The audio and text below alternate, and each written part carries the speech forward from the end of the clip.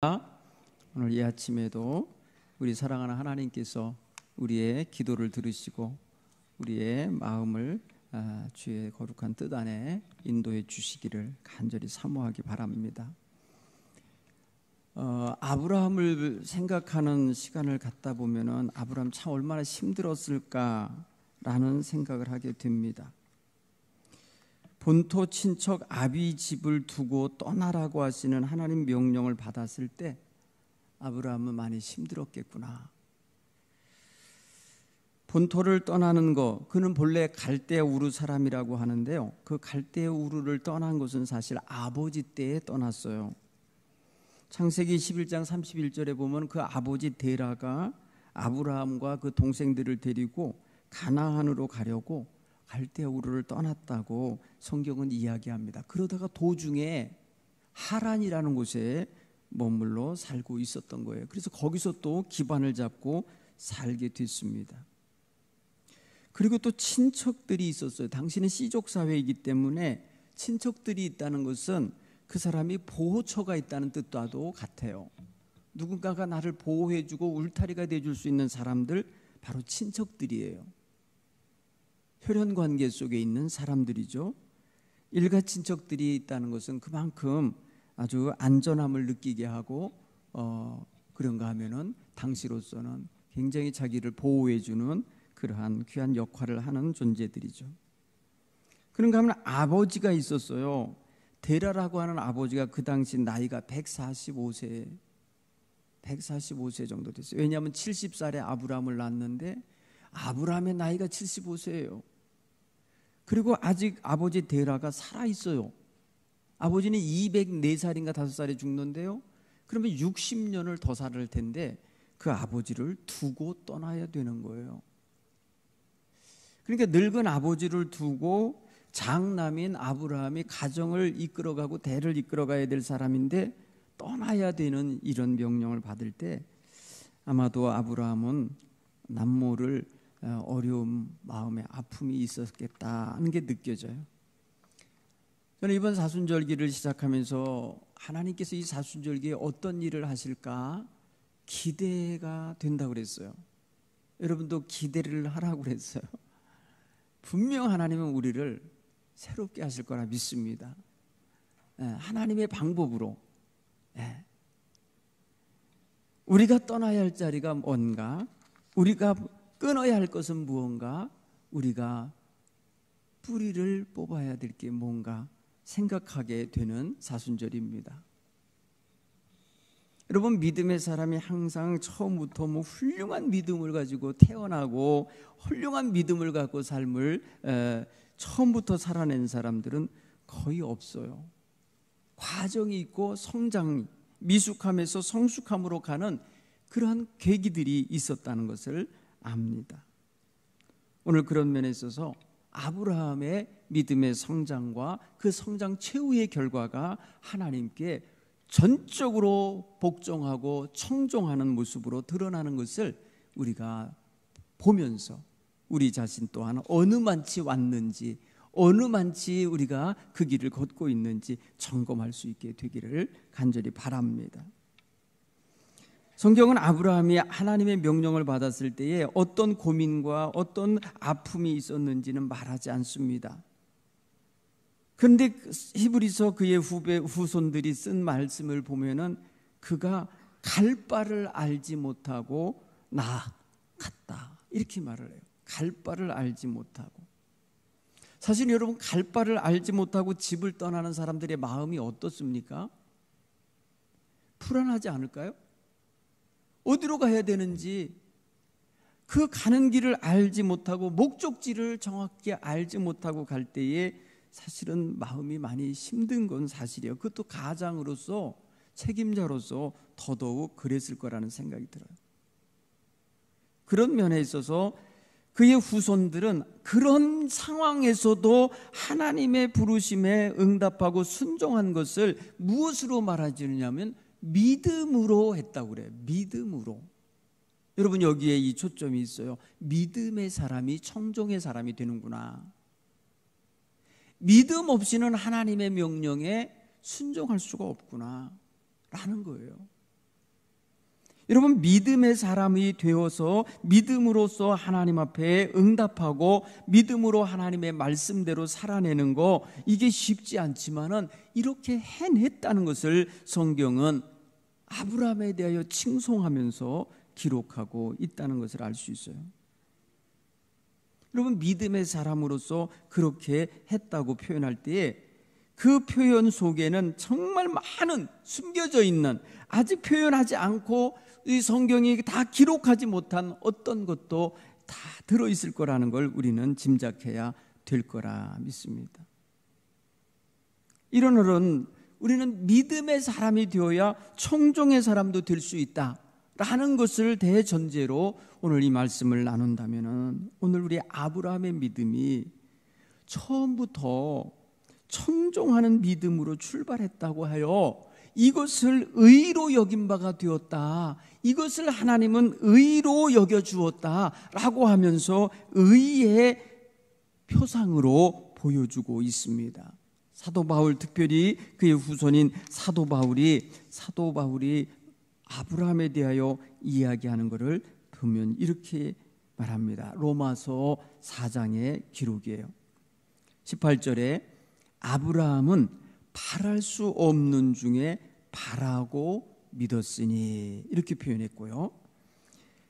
그는 자기가 100세가 되어 자기 몸이 죽은 것 같고 사라의 태가 죽은 것 같음에도 그것을 알고도 믿음이 약하여지지 아니하였고 하나님을 의심하지 않았고 믿음이 더 견고해져서 하나님께 영광을 돌렸다, 이렇게 표현하는 거 있어요. 이게 지금 아브라함에 대한 그의 후손 사도 바울이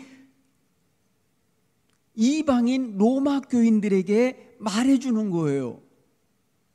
얼마나 어렵고 힘들었을 텐데 이렇게 살아냈을까? 이거를 해석해내는 걸 거예요.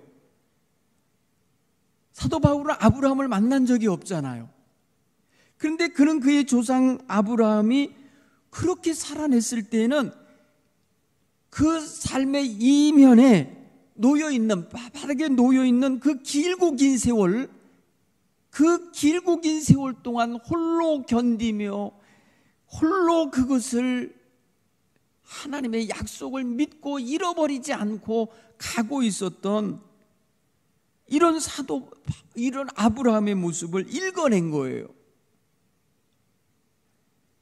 그러기에 아브라함은 수천 년이 지난 지금까지도 믿음의 조상으로 소환이 되는 거예요. 믿음에 대한 이야기를 할 때마다 아브라함이 소환이 돼요. 근데 여러분, 아브라함이 처음부터 그 과정 전체가 다 믿음이 충만했던가요? 그렇지 않은 정말 미숙한 모습을 보일 때가 여러 차례 있었던 것을 성경이 가끔 말하는 말 속에 들어있어요. 특별히 그는요, 두렵고 떨리는 마음으로 인해서 자기 아내가 아니라 누이라고 거짓말을 하는 일을 2번이나 반복하는 일이 있었어요. 저는 지난주에 설교 시간에 거짓말을 경계하자 이렇게 말씀을 드렸어요. 근데요, 제가 금요일 날 거짓말을 했어요. 네. 알면서도 모르는 척, 들었으면서도 안 들은 척 가갖고 제가요 거짓말을 했어요. 그래서 혼란을 일으켰어요. 누구를 감싸주려고 했든지 아무튼 그랬어요.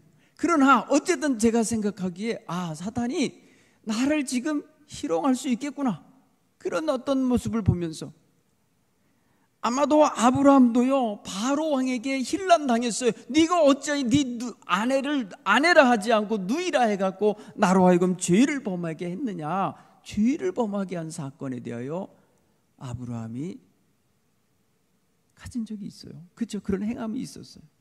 그 2차례나 그랬어요.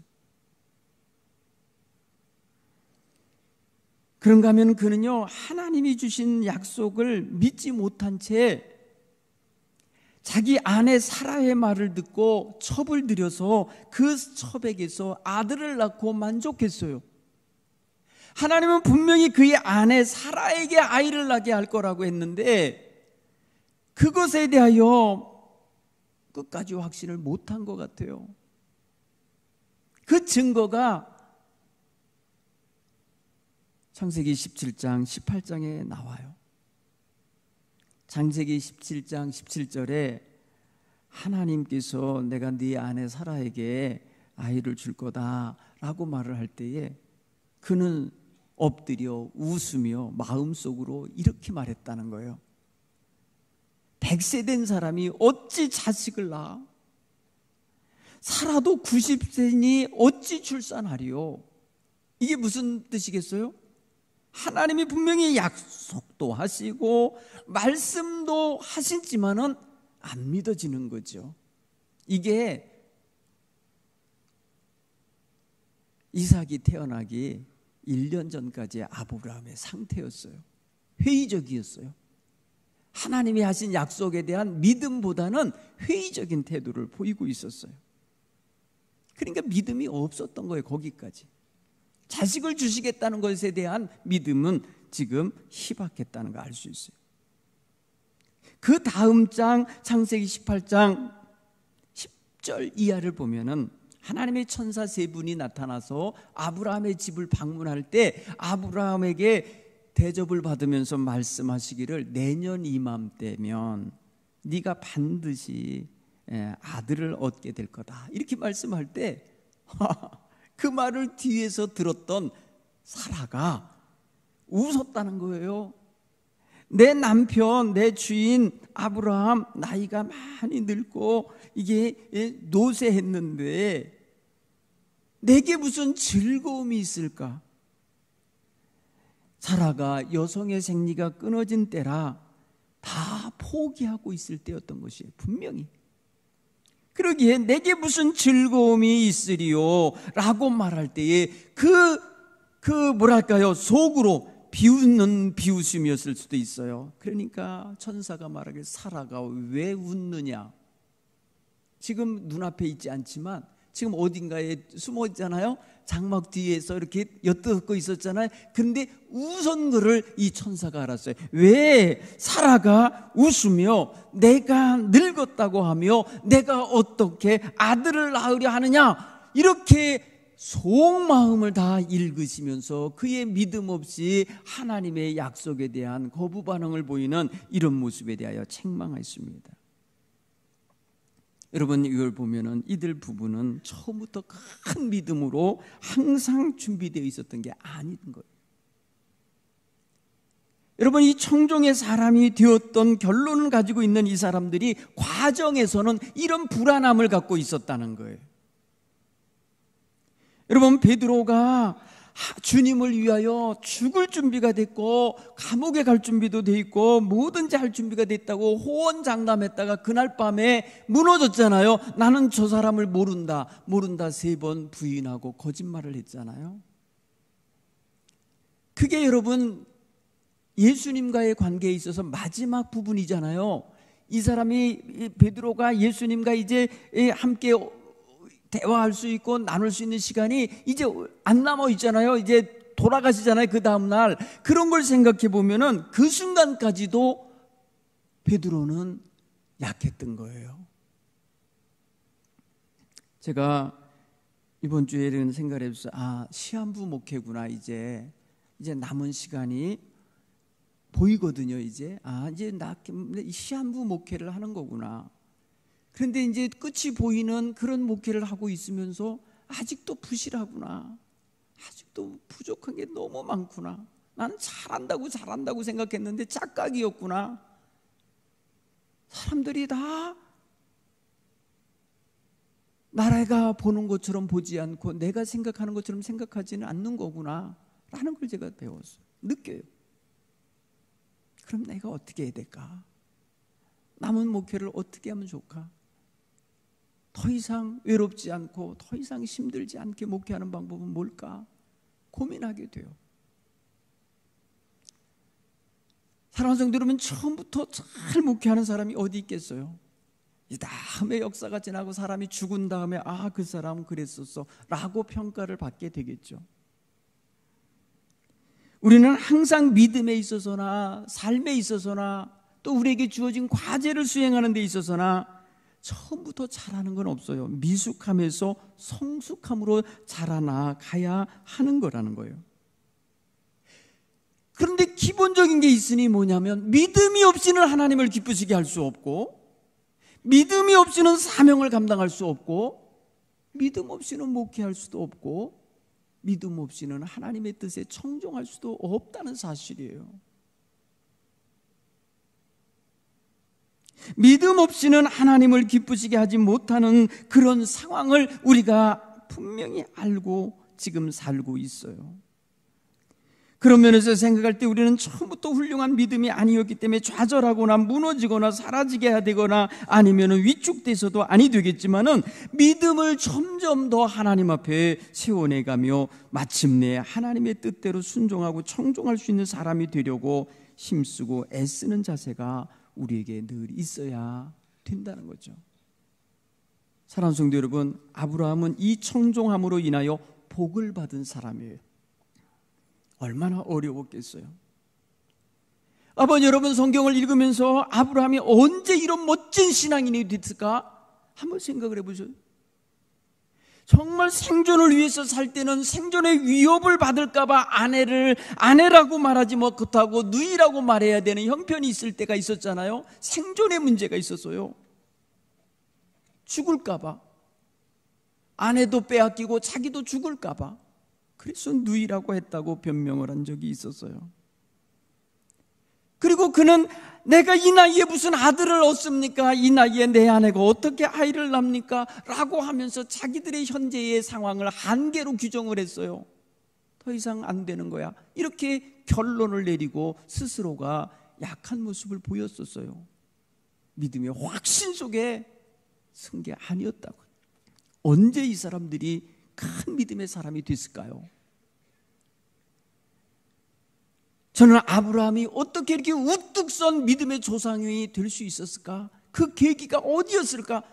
쭉 찾으면서 묵상을 해봤어요. 아, 자기가 한계라고 규정된 자리, 끝이라고 규정된 자리, 더 이상 할 수 없다고 규정한 자리, 더 이상 불가능하다고 결론 낸 자리에서 하나님이 시작하시는 걸 보면서 아, 우리 하나님 대단하신 분이구나, 우리 하나님 말씀대로 하시는 분이구나를, 이거를 깨달았다는 것을 발견하게 되는 거예요.